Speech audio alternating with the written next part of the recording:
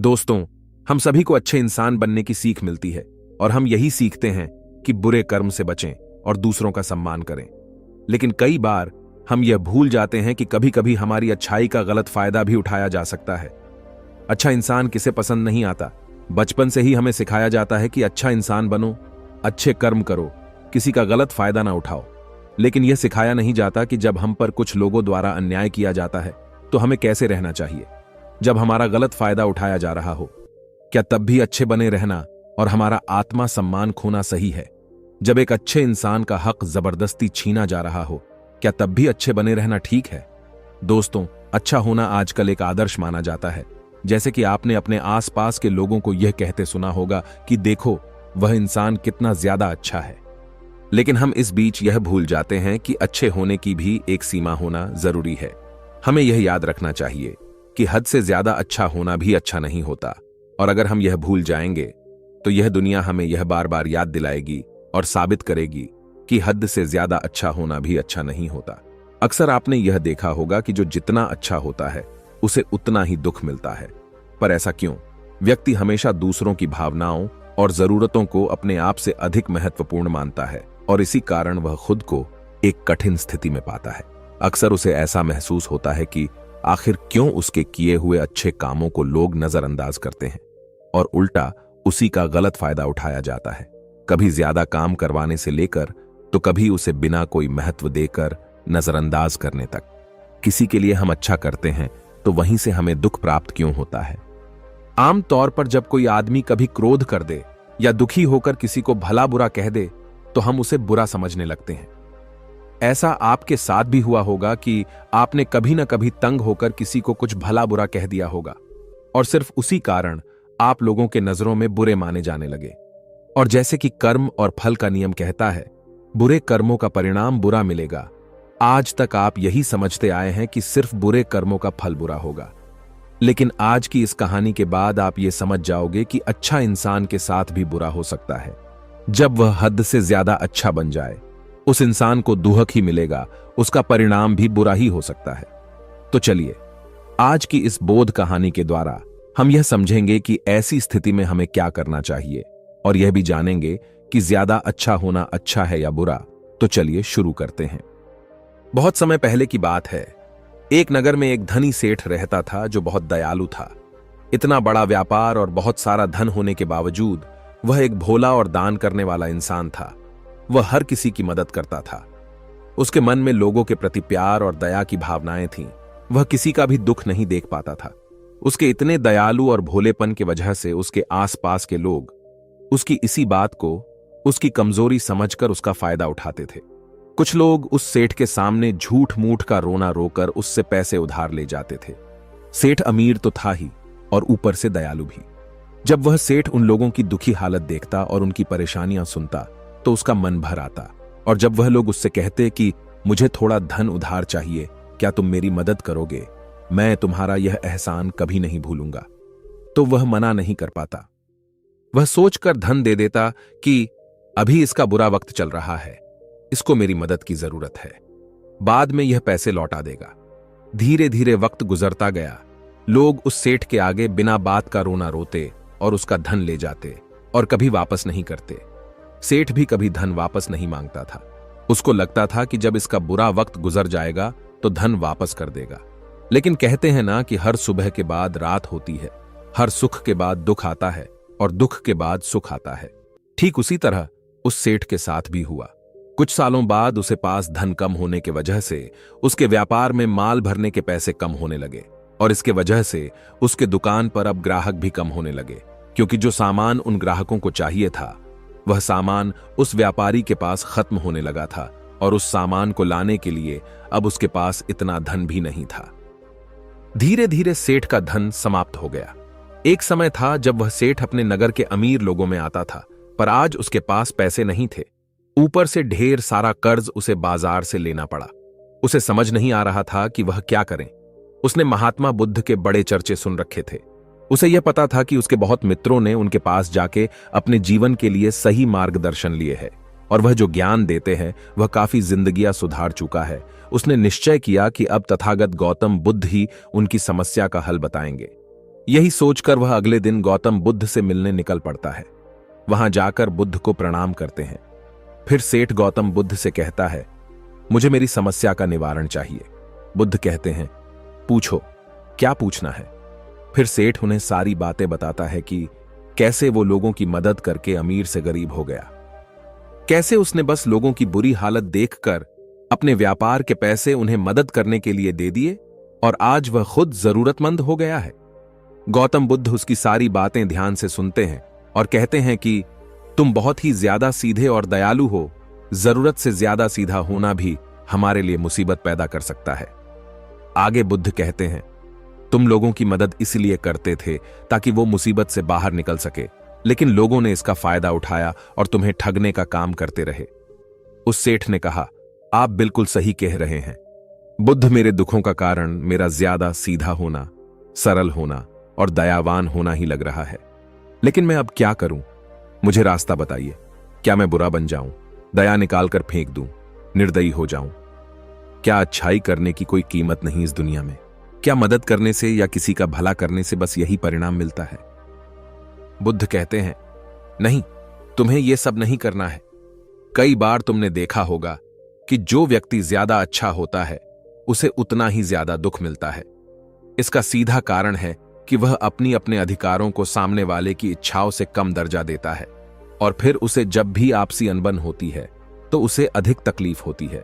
लेकिन उसी के विपरीत हमें हमेशा यह भी नहीं सोचना चाहिए कि हमारा अच्छाई और भला करना बेकार है या यह बस हमारी कमजोरी है।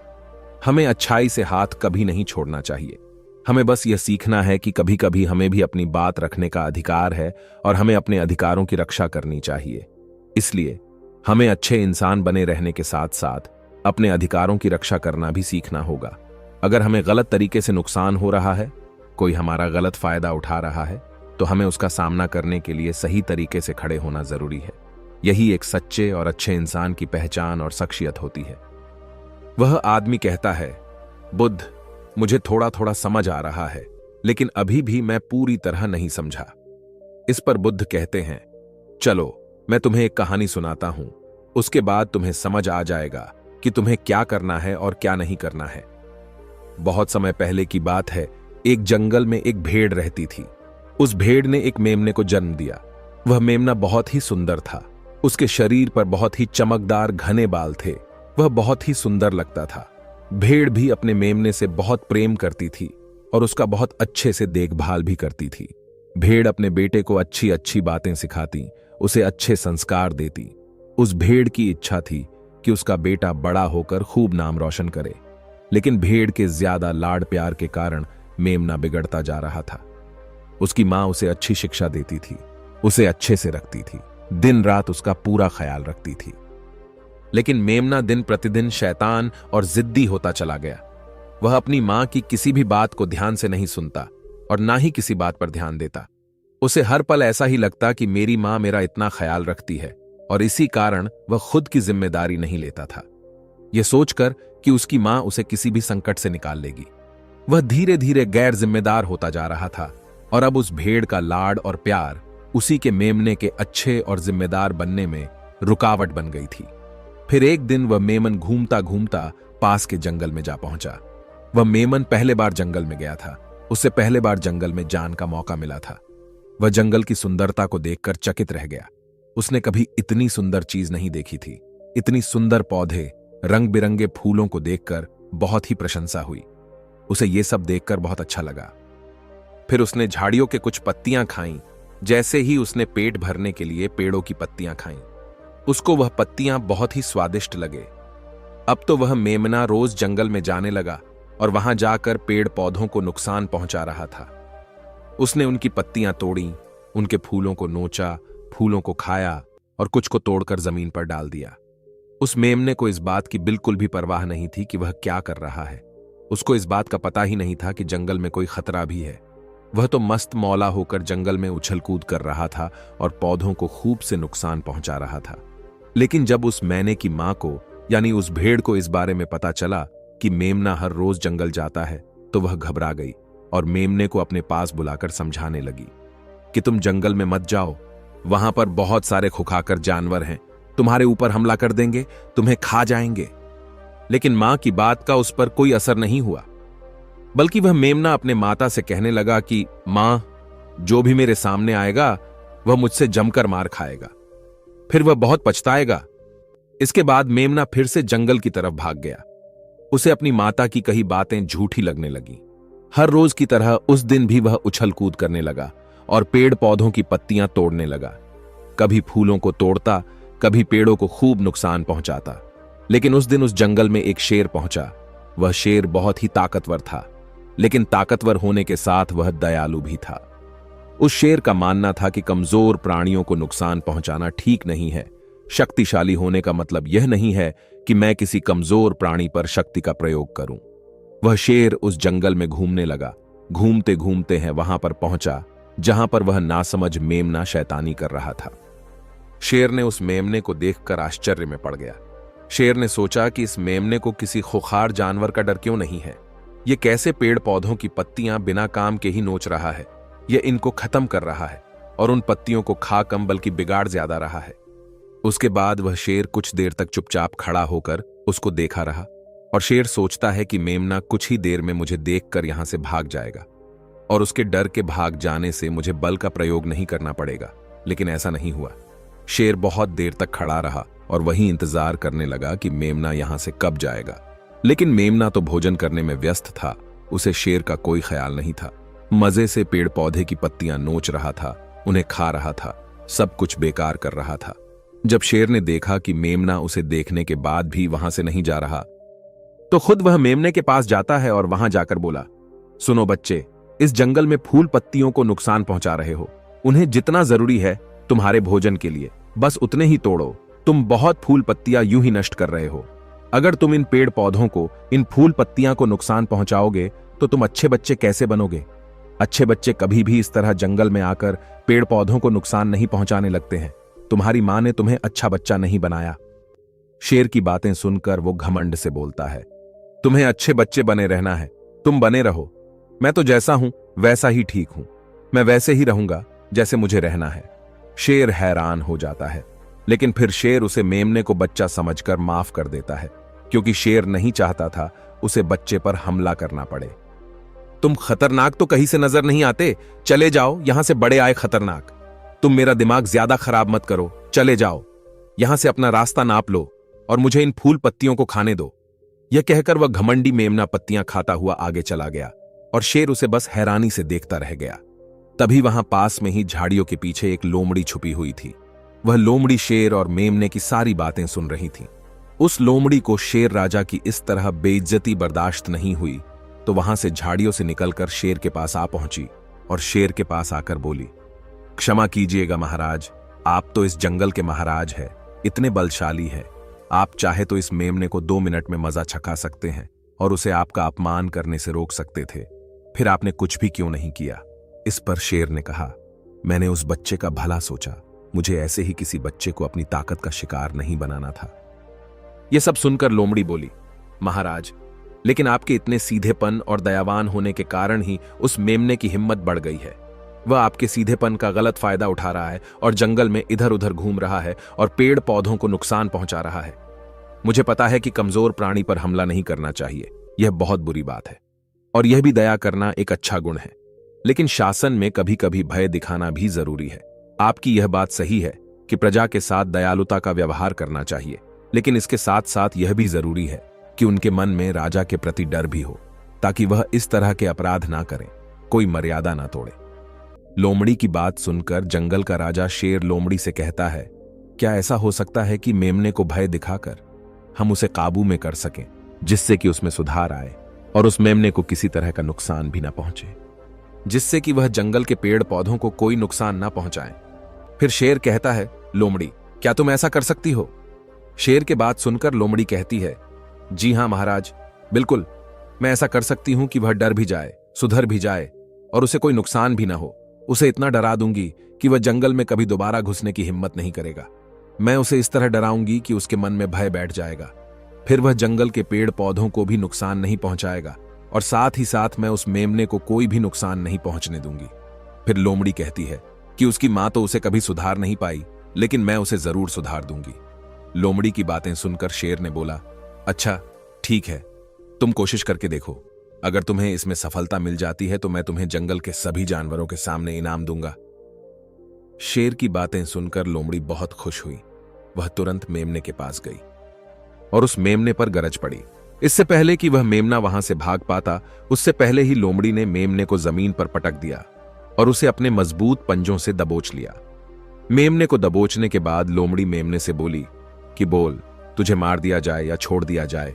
तुमने इस जंगल के पेड़ पौधे, यहाँ के फूल और कमजोर प्राणियों के साथ भी तो यही किया है। मेरे ख्याल में मार ही देना चाहिए। लोमड़ी की बातें सुनकर मेमना डर के मारे थर थर कांपने लगा। फिर वह लोमड़ी से बोलने लगा, मुझे माफ कर दो, मुझे छोड़ दो, मुझे यहां से जाने दो। मैं कभी भी जंगल की तरफ नहीं आऊंगा, ना ही कभी पेड़ पौधों को कोई नुकसान पहुंचाऊंगा, और अब मैं कभी कोई गलती नहीं करूंगा। तब लोमड़ी ने मेमने की पकड़ ढीली की। जैसे ही मेमने की पकड़ ढीली हुई, वह जोर जोर से भागने लगा। वह गिरता उठाता भागता हुआ अपनी मां के पास जा पहुंचा। उधर लोमड़ी शेर के पास गई और सर झुकाकर बोली, देखा महाराज, ताकत के साथ दिमाग का प्रयोग करना भी बहुत जरूरी होता है। तभी लोग हमारा सम्मान करते हैं, तभी हमारी अच्छाई का गलत फायदा नहीं उठाया जाएगा। लोमड़ी की बात सुनकर शेर लोमड़ी की योग्यता से प्रभावित हुआ। उसने लोमड़ी को सारे जानवरों के सामने इनाम दिया। उधर वह मेमना घबराए हुए अपनी मां के पास पहुंचा और अपनी मां से आकर लिपट गया और मां से क्षमा मांगने लगा। मां, मुझे क्षमा कर दो, मैंने आपकी बात कभी नहीं मानी। आप मुझे हमेशा सही कहती थी कि जंगल में बहुत खतरनाक जानवर रहते हैं। आज के बाद मैं कभी भी उसे जंगल में नहीं जाऊंगा। फिर बुद्ध उस व्यापारी को कहते हैं, देखा बेटा, इतने अच्छे मत बनो कि लोग तुम्हें खा जाए, और ना ही इतने कड़वे बनो कि लोग तुम्हें खाए ही नहीं। जरूरत से ज्यादा अच्छा बनना इंसान को दुख देगा। लोग उसका सम्मान नहीं करेंगे, बल्कि उसे पागल समझेंगे। गौतम बुद्ध को सेठ से कहते हैं, अगर शेर भी अच्छा बनने का दिखावा करेगा या फिर अच्छा बनकर रहेगा तो लोग उससे डरने की बजाय उसे पागल समझेंगे। सेठ को समझते हुए बुद्ध बोले, अगर हम ज्यादा अच्छे बनकर पेश आते हैं तो लोग हमारी अच्छाई का फायदा उठाने लगता है। तुम लोगों के लिए भले उनकी मदद करते हो, वही लोग भोले बनकर तुम्हें ठगने की कोशिश करेंगे। तुम्हें लोगों की मदद करना छोड़ना नहीं, बल्कि समस्या सुनकर उसे धन देने की बजाय उन्हें समाधान देने की कोशिश करो। अगर धन की आवश्यकता पड़े तो थोड़ा बहुत धन दे सकते हो, लेकिन हर समस्या का समाधान धन से करने की बजाय निवारण से करो। इससे वही लोग तुम्हारे पास समस्या लेकर आएंगे जिनको हकीकत में दिक्कत है। पैसे ठगने वालों से तुम्हें मुक्ति मिल जाएगी। सेठ बुद्ध को प्रणाम करता है और धन्यवाद कहकर वहां से चला जाता है। फिर वह वैसा ही करता है जैसा बुद्ध बताते हैं, और कुछ ही सालों में वह पहले जैसा धनवान बन जाता है। दोस्तों, आपने आज के इस वीडियो से क्या सीखा, वह मुझे आप कमेंट में बता सकते हैं। इसी के साथ में उम्मीद है कि आपको आज की वीडियो पसंद आई होगी। तो इस वीडियो को उस इंसान को शेयर करें जिससे यह कहानी सुनने की जरूरत है, और उसी के ठीक बाद चैनल को सब्सक्राइब करें। तो चलिए फिर मिलते हैं ऐसी एक और नई वीडियो में एक नए मैसेज के साथ। तब तक के लिए अपना ख्याल रखें। धन्यवाद और नमो बुद्धाय।